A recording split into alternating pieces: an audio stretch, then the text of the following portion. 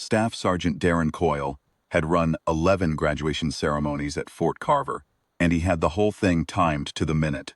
Families through the east doors by 0830.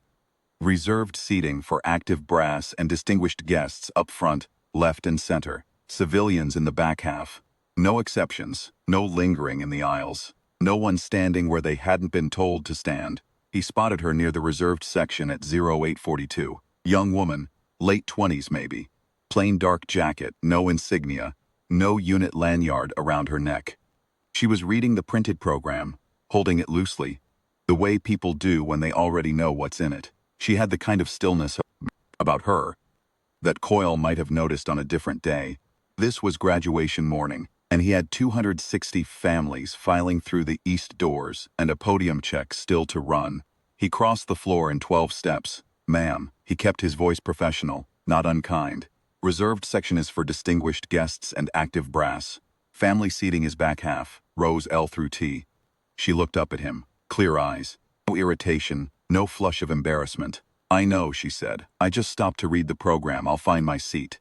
"Back rows, ma'am. L through T." "Yes, Sergeant." She folded the program and moved. No argument, no sighing, no look over her shoulder. Coyle watched her settle into row N, near the aisle, and then he moved on. He had a ceremony to run. The hall filled the way it always did, a low roar of voices. Families pressing into rows with printed programs and phone cameras. The graduating class lined in formation to the right of the stage, every one of them standing at parade, rest with the particular tension of a man who has made it and isn't sure yet what to do with it. That fact. Coyle knew that tension. He had worn it himself, 12 years ago, in a hall not much different from this one. First class Danny Voss was in the third rank, second from the left. 19 years old, out of Bozeman, Montana. 8 weeks ago he had been the worst runner in Coyle's intake. Not for lack of trying, because trying had been the only tool he owned, and he hadn't yet learned to use it correctly. Coyle had worked him hard. He had come through. Coyle did one last sweep of the hall before taking his post. His gaze moved across the reserved section. 4 battalion commanders, 2 visiting officers from Fort Benning, the regimental adjutant, and then, out of habit, across the back rows. Row N. The young woman in the dark jacket. She had the program open again. She was watching the formation. Coyle looked away. His job was the ceremony. Lieutenant Colonel Maria Vance had commanded Fort Carver's training battalion for 2 years, and she ran her graduations the same way she ran. Everything. Efficiently and without sentiment, until sentiment was exactly what was called for. She took the podium at 0900. The hall went to a hush, and she began with the distinguished guest roll. It was routine, a formality. Names read a nod, move on. She was 4 names in when she stopped. Coyle saw it from the side of the stage. The small pause, the way Vance looked down at the manifest again, then up at the reserved section, then slowly across the hall. She found no match in the front rows. Her eyes moved back. She looked at the program in her hand once more. "We have one additional distinguished guest on this morning's manifest," Vance said. "I want to take a moment before we proceed." The hall was quiet. "Would Specialist?" Vance stopped. "Former Specialist Elena Voss please come forward?" Coyle heard the name. He looked at row N. The young woman in the dark jacket stood. She walked forward through the center aisle at the same unhurried pace she'd used when he'd redirected her to the back rows 40 minutes ago. Neither slow nor fast, hands at her sides. She reached the front of the hall and stood to the left of the podium.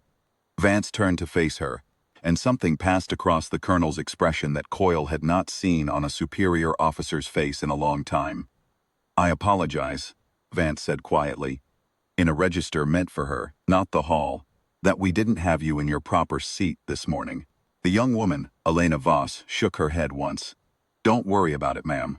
Vance turned back to the hall. She held the manifest for a moment, then set it down. When she spoke again, she spoke from memory. Former Specialist Elena Voss served 2 combat deployments with the 75th Ranger Regiment as a direct action support operator, rotating between fire support coordination and communications under contact. During her second deployment, in the course of a 6-hour perimeter defense, following the loss of both the team's senior operators, she assumed coordination responsibility for 24 personnel. maintained radio contact through 4 consecutive comms failures, and directed a successful extraction under direct fire without a single personnel loss. The hall had gone very still. For her actions, Specialist Voss received the Army Commendation Medal with Valor device, the youngest woman in her regiment to hold that commendation at the time of award. Her file was sealed at the request of the operational command. Vance looked up from the podium. Her call sign was Duskline. Coyle did not know when he rose to his feet. He became aware of it, the way you become aware of a sound that has been in the room for some time, gradually. And then, all at once, he was standing. The 4 battalion commanders in the reserved section were standing. The visiting officers from Fort Benning were standing. The graduating class of 260 soldiers, in full formation to the right of the stage, had come to attention without a command being issued. Not parade rest, not at ease, but full attention, as though the order had come down through the floor itself. Coyle looked at the young woman standing to the left of the podium. She was watching her brother, Danny Voss, 3rd rank, second from the left, newly pinned, standing at the straightest attention Coyle had ever seen from a first-day soldier, and his eyes were full. He was not crying. He was simply looking at his sister the way a person looks when they understand for the first time what someone they love has been carrying. Lieutenant Colonel Vance raised her right hand in a salute. The reserved section followed. The formation followed. Coyle raised his hand and held it. Elena Voss did not move for a moment. Then she came to attention and returned the salute. Clean, precise, the hand perfectly flat, the angle exactly right.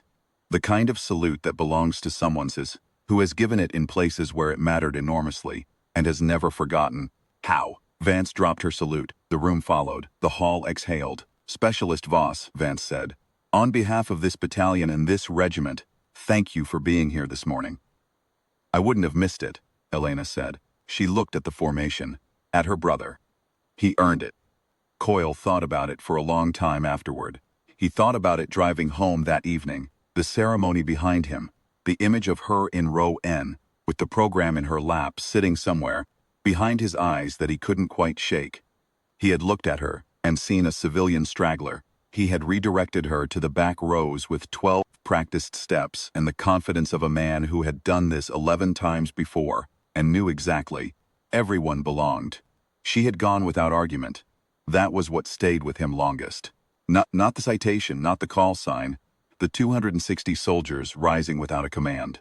It was that she had said, "Yes, Sergeant," and found her seat in row N, and sat there for 40 minutes watching the formation with that quiet, absolute patience, waiting for her brother's name to be called. She had not come to Fort Carver to be honored. She had come to watch Danny Voss pin on his rank. Coyle had been running ceremonies for 11 years. He thought he knew where everyone belonged. He had been wrong about one this morning, and he didn't think he'd forget it.